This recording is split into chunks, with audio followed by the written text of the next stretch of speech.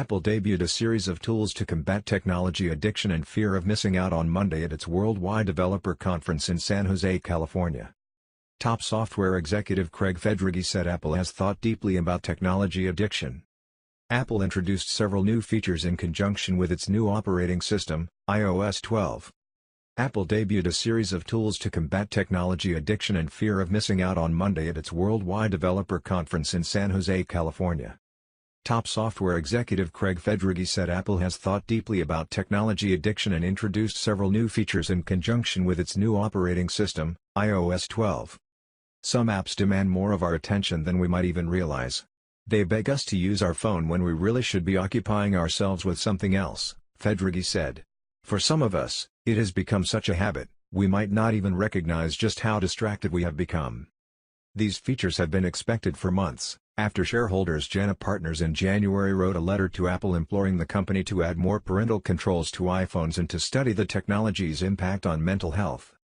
This is an innovative and thoughtful response to the challenge we put forth, and we commend Apple once again for its leadership and commitment to acting responsibly.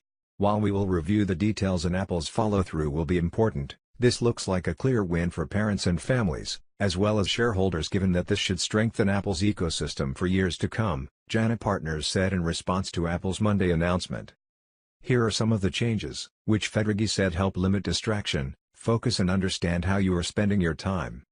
Do Not Disturb during bedtime lets users quiet notifications in the night, an expansion on the existing Do Not Disturb feature. Apple has also introduced a timer feature so users can set specific time limits during which they will not receive notifications. iPhone users will also get grouped notifications, which means users can dismiss notifications en masse. Apple will also distribute a once-weekly update to educate iPhone or iPad users on how much and how often they are using their devices. The feature will allow users to set limits on app use, and parents can request activity reports from their children's devices. We think this is something that could help families achieve the right balance for them, Federighi said. Google introduced similar features when it unveiled the new version of Android, currently named Android P, earlier this month. WWDC is an opportunity for Apple to introduce its latest products and features that developers can include in apps for the iPhone and other devices. Apple typically teases iOS updates at the conference and rolls out major changes later in the year.